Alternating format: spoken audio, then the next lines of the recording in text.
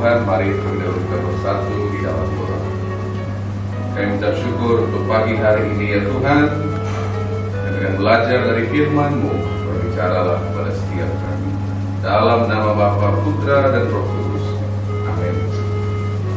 Minggu lalu kita belajar dari Kisah Para Rasul pasal 3, di mana orang lumpuh berjalan.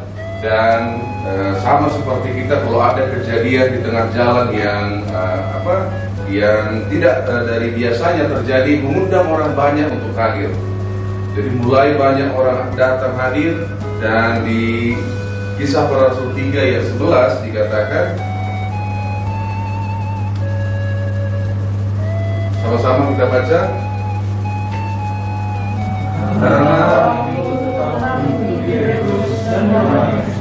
maka seluruh orang banyak yang sangat berheran hati datang menghubungi mereka sambil yang disebut. Nah, maka semakin banyak orang yang datang melihat apa yang terjadi. Sama seperti di sini kan, kalau ada sesuatu yang terjadi, maka orang berbondong-bondong datang. Mungkin bedanya dulu udah ada handphone. Kalau sekarang kita videokan duluan gitu kan, nolongnya belakangan, biasanya gitu. Nonton lebih banyak. Nah, jadi ini juga menarik pemimpin-pemimpin agama, imam-imam dan orang Saduki untuk datang. Ada apa yang terjadi? Kenapa orang berkumpul? Apa gerangan yang terjadi? Di ayat 1 pasal 4 next, ketika Petrus dan Yohanes sedang berbicara kepada orang banyak, mereka tiba-tiba didatangi imam-imam dan kepala pegawai Bait Allah, kepala pengawal Bait Allah, serta orang-orang Saduki. Nah, jadi imam-imam ini pemimpin Bait Suci, Bait Allah, dan kepala pengawal ini orang nomor 2 di Bait Allah. Jadi mereka pengen ketemu Petrus dan Yohanes bukan untuk persahabatan, tapi langsung konfrontasi. Ini maksudnya apa ini, gitu kan? Ada apa ini? Kami kok ada sesuatu yang di luar biasanya. Dan orang-orang Saduki ini, mereka ini orang-orang yang jumlahnya sedikit tapi sangat berpengaruh. Mereka ini orang yang menjaga moralitas dari firman Tuhan.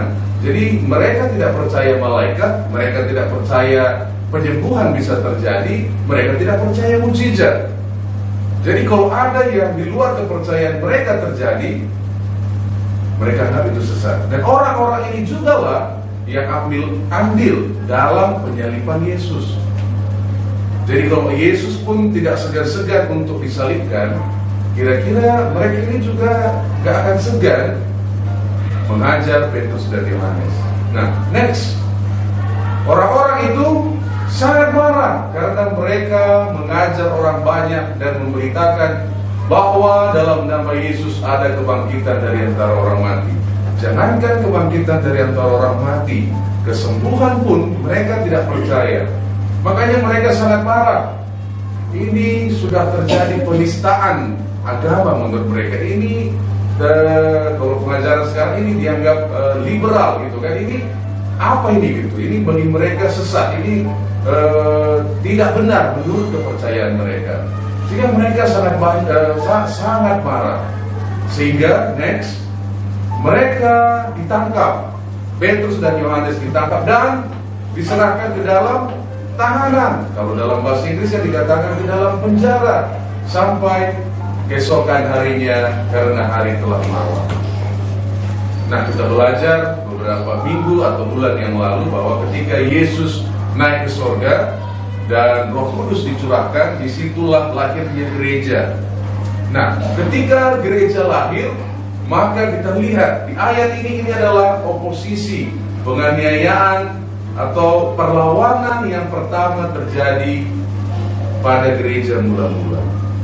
Kita melihat bahwa kedua rasul ini ditahan sampai keesokan harinya. Kenapa? Karena ada orang yang sembuh dari penyakit selama 40 tahun yang telah dideritanya.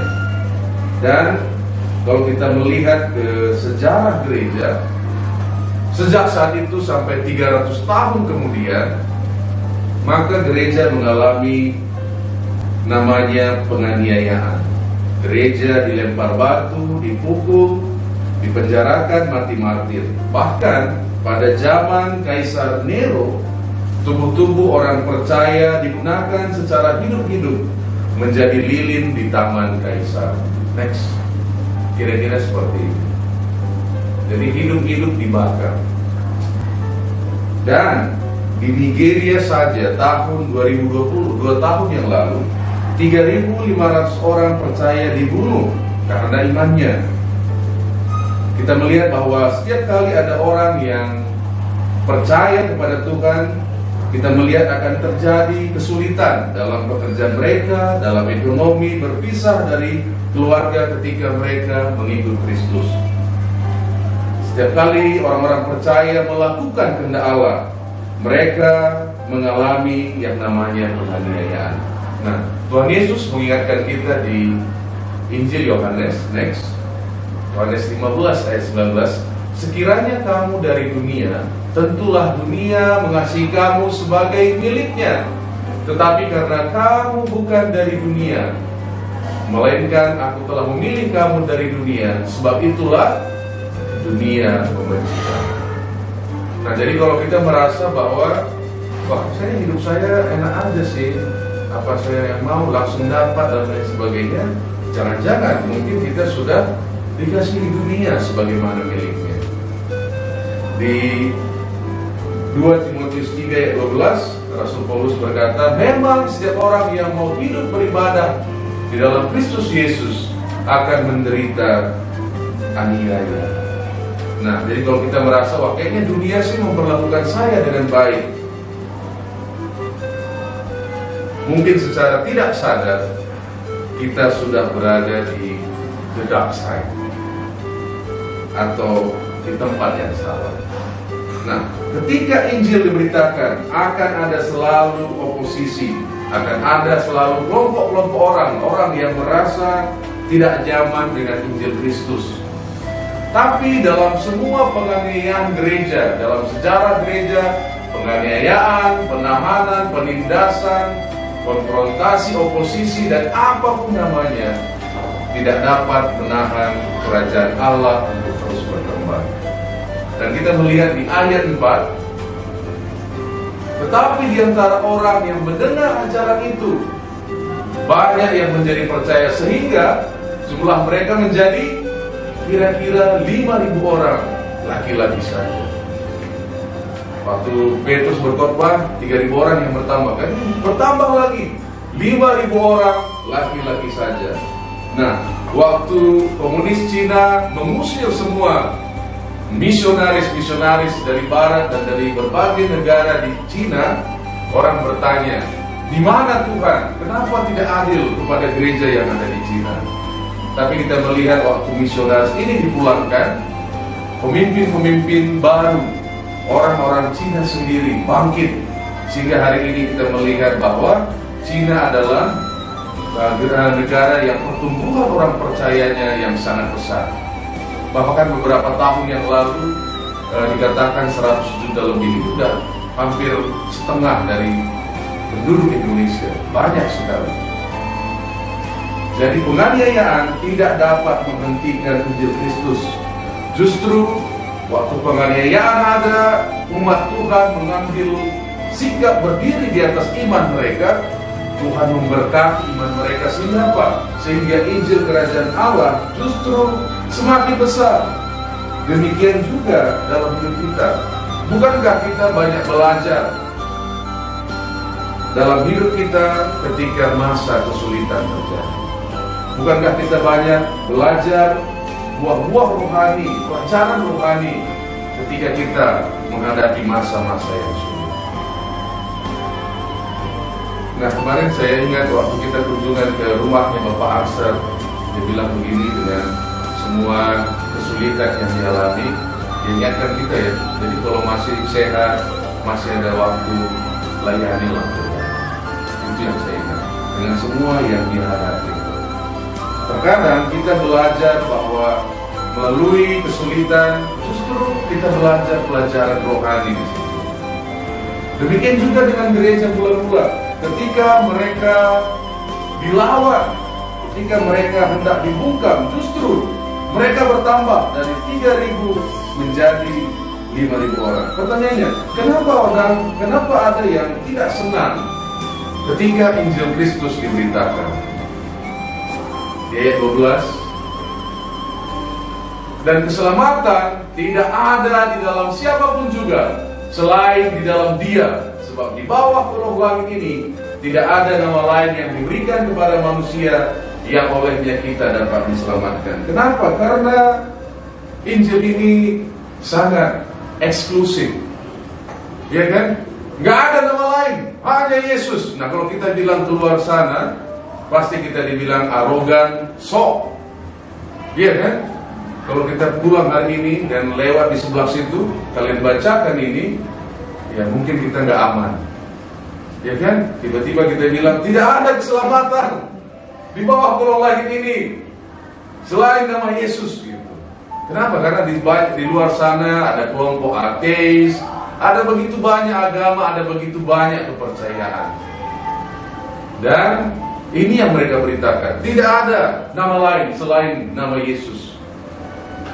Wah, memang nampaknya kekristenan ini eksklusif, jalannya sempit, hanya Yesus. Tapi di dalamnya sesungguhnya kekristenan ini inklusif. Kerajaan Allah tidak memandang ras, latar belakang agama, latar belakang pendidikan, latar belakang kita. Semuanya kalau menerima Yesus, semuanya welcome. Malahan ketika Yesus disalib, ketika ada penjahat yang layak untuk dihukum, dan dia berkata, Yesus pada hari ini ingatlah aku jika kerajaanmu datang. Yesus berkata apa? Pada hari ini juga engkau akan berada bersama aku di Firdaus. Jadi kalau kita berbicara dengan orang, memang tampaknya kekristenan ini eksklusif, tapi di dalamnya sangat-sangat inklusif. Semua diundang dan semuanya sama ketika kita masuk dalam kerajaan Allah. Nah, setelah itu apa yang terjadi? Next. Dan ketika pemimpin agama ini datang, mereka langsung bertanya, dengan kuasa manakah atau dalam nama siapakah kamu bertindak demikian itu? Wah.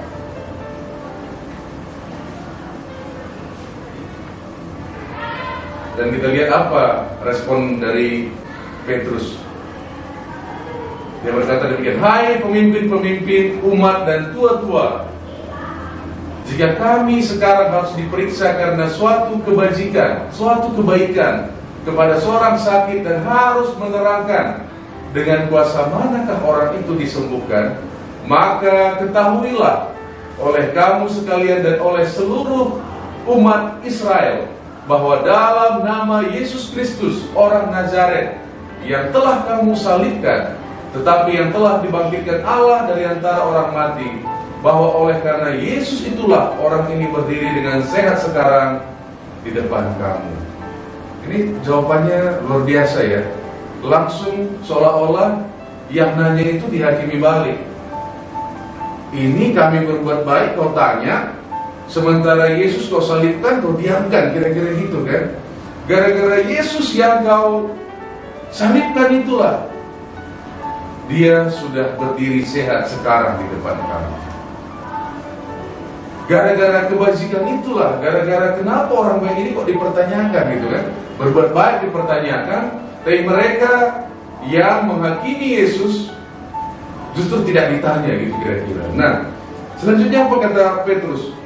Next, Yesus adalah batu yang dibuang oleh tukang-tukang bangunan, yaitu kamu sendiri, namun ia telah menjadi batu penjuru.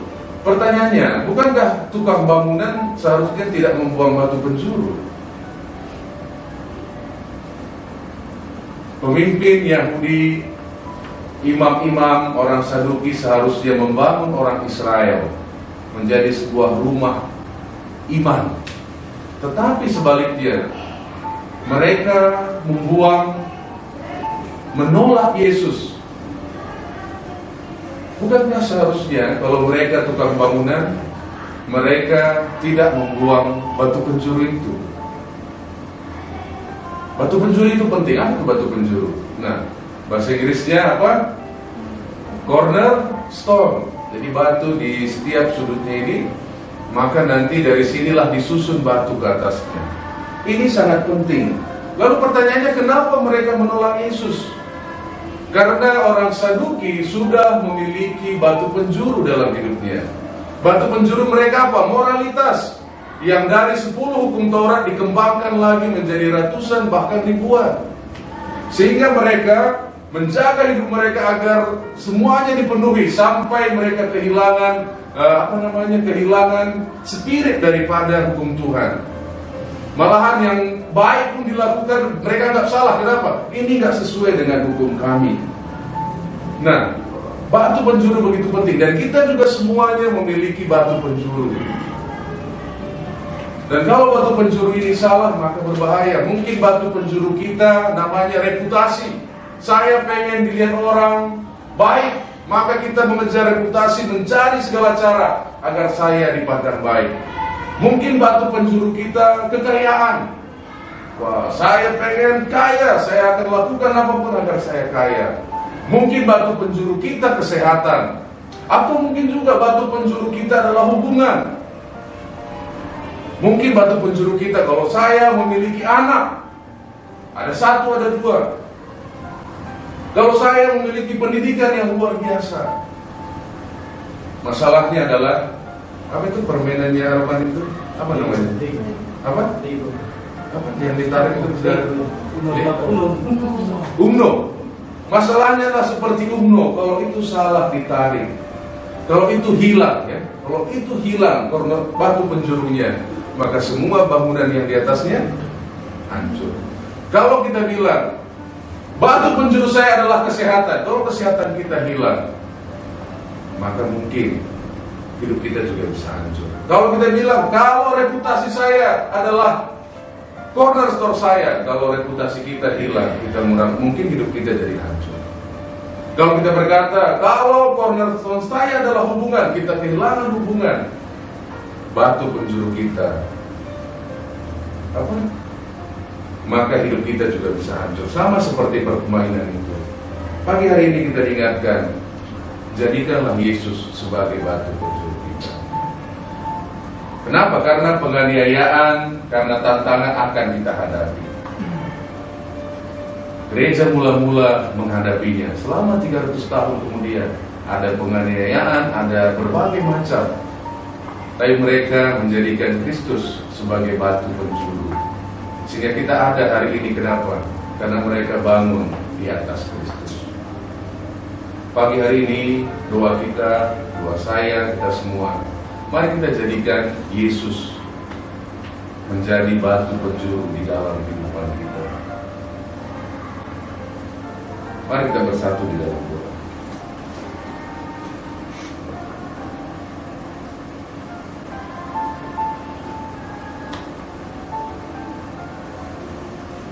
Pagi hari ini Tuhan, kami datang ke hadirat-Mu.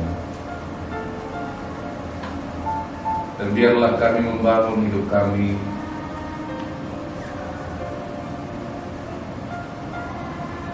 di bawah Engkau ya Tuhan, batu penjuru, batu yang begitu penting di dalam kehidupan.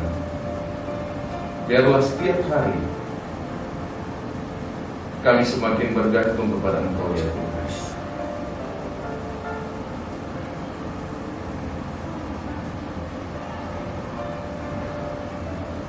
Di dalam nama Yesus